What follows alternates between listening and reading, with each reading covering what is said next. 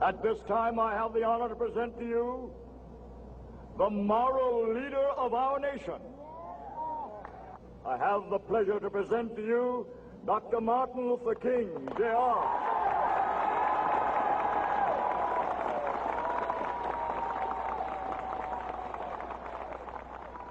I am happy to join with you today in what will go down in history as the greatest demonstration for freedom in the history of our nation.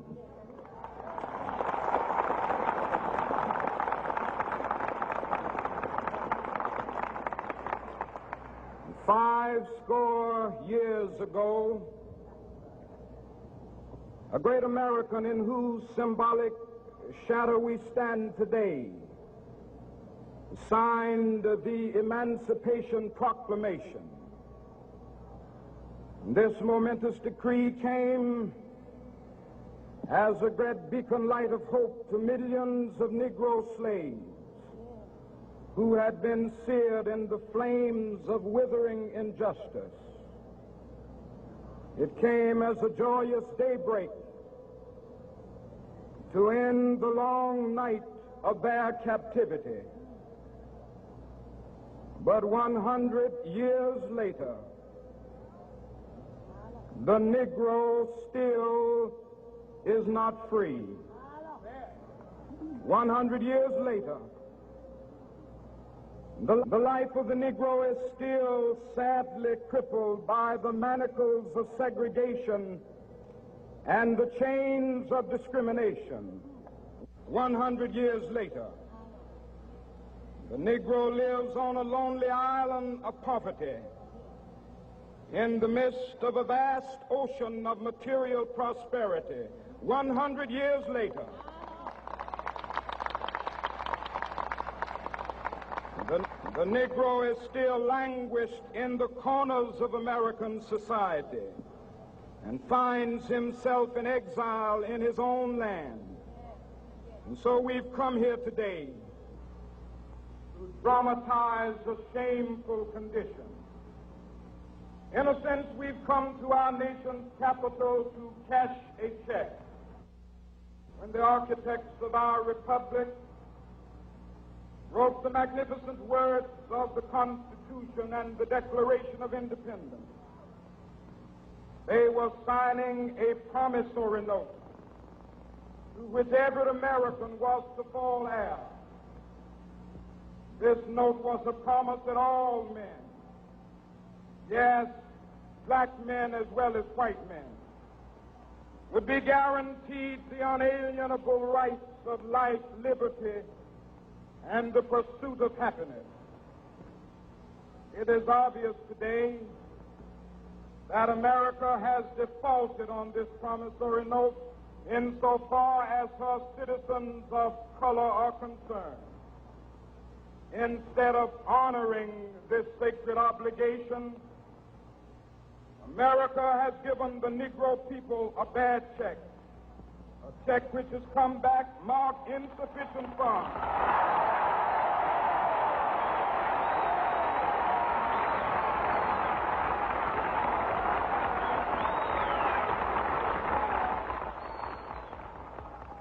But we refuse to believe that the Bank of Justice is bankrupt. We refuse to believe that there are insufficient funds in the great vaults of opportunity of this nation. So we've come to cash this check, a check that will give us upon demand the riches of freedom and the security of justice.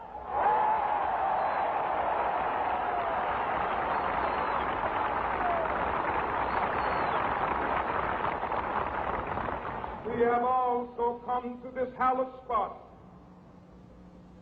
to remind America of the fierce urgency of now. This is no time to engage in the luxury of cooling off or to take the tranquilizing drug of gradualism.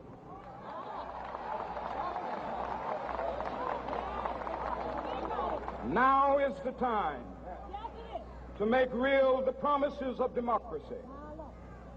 Now is the time to rise from the dark and desolate valley of segregation to the sunlit path of racial justice.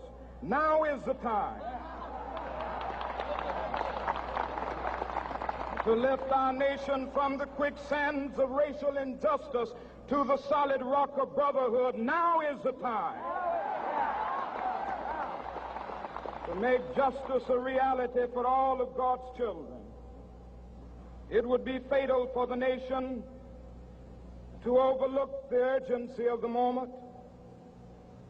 This sweltering summit of the Negro's legitimate discontent will not pass until that is an invigorating autumn of freedom and equality. 1963 is not an end, but a beginning. Those who hope that the Negro needed to blow off steam and will now be content will have a rude awakening if the nation returns to business as usual.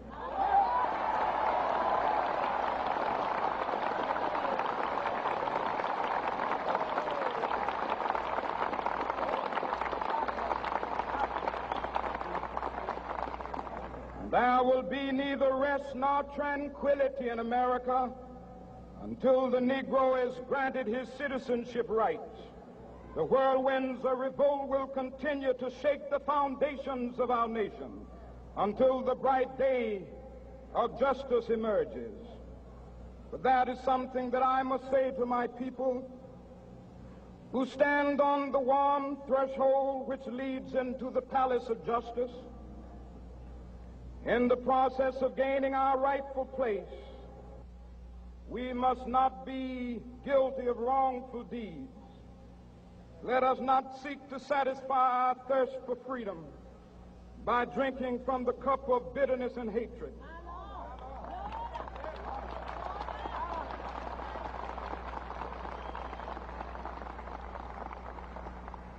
We must forever conduct our struggle on the high plane of dignity and discipline. We must not allow our creative protests to degenerate into physical violence. Again and again, we must rise to the majestic heights of meeting physical force with soul force. The marvelous new militancy which has engulfed the Negro community must not lead us to a distrust of all white people. For many of our white brothers, as evidenced by their presence here today, have come to realize that their destiny is tied up with our destiny.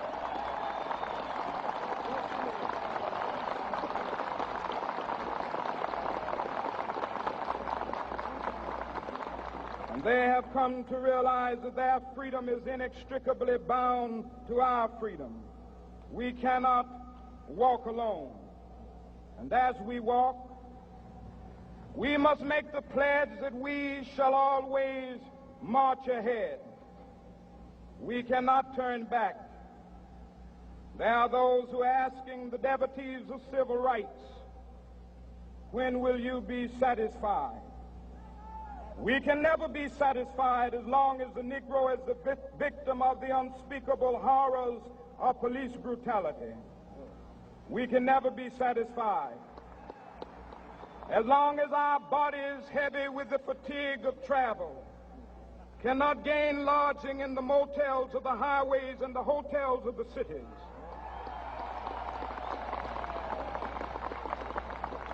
We cannot be satisfied as long as the Negro's basic mobility is from a smaller ghetto to a larger one.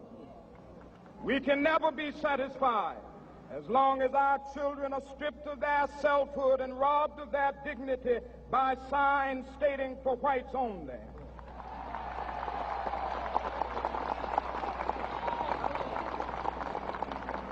We cannot be satisfied as long as a Negro in Mississippi cannot vote and a Negro in New York believes he has nothing for which to vote.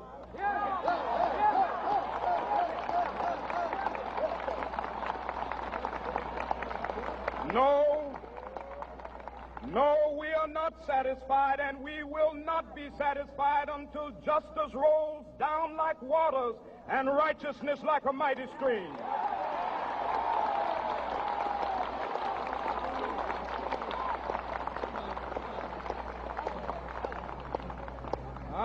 not unmindful that some of you have come here out of great trials and tribulation. Some of you have come fresh from narrow jail cells. Some of you have come from areas where your quest for freedom left you battered by the storms of persecution and staggered by the winds of police brutality. You have been the veterans of creative suffering.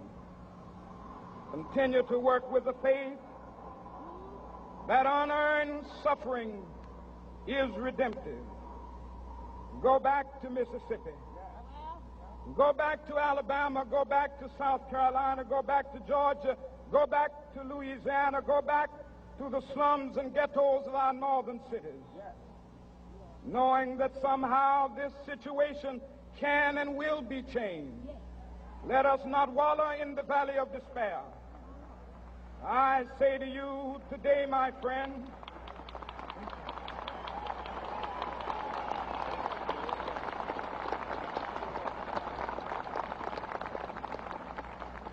so even though we face the difficulties of today and tomorrow, I still have a dream.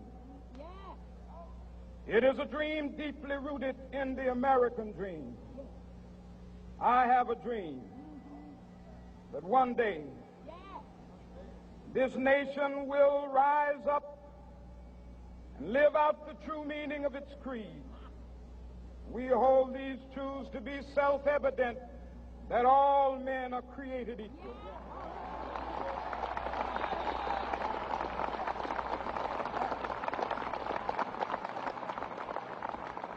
I have a dream that one day on the red hills of Georgia, the sons of former slaves and the sons of former slave owners will be able to sit down together at the table of brotherhood. I have a dream that one day,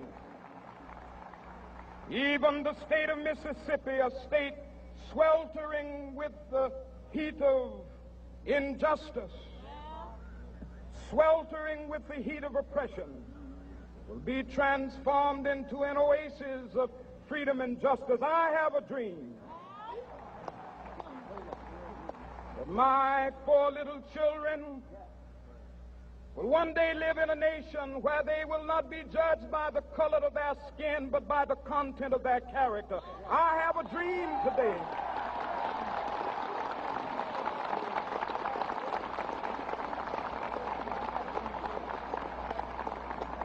I have a dream that one day down in Alabama, with its vicious racists, with its governor having his lips dripping with the words of interposition and nullification, one day right there in Alabama, little black boys and black girls will be able to join hands with little white boys and white girls as sisters and brothers. I have a dream today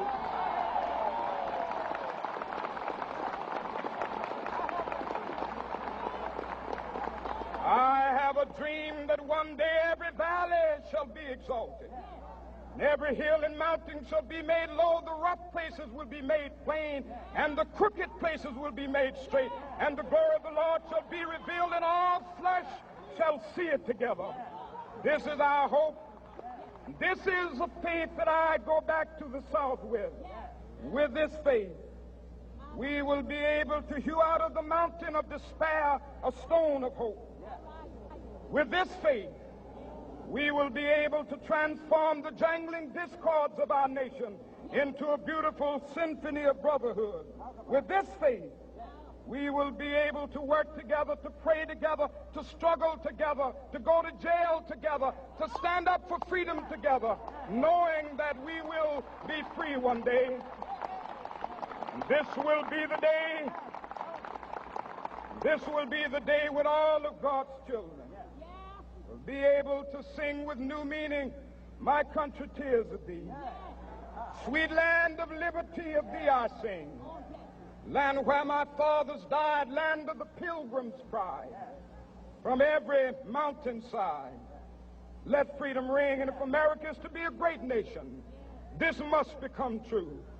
And so let freedom ring from the prodigious hilltops of New Hampshire.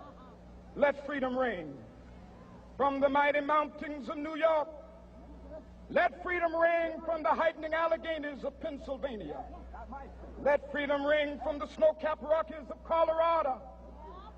Let freedom ring from the curvaceous slopes of California.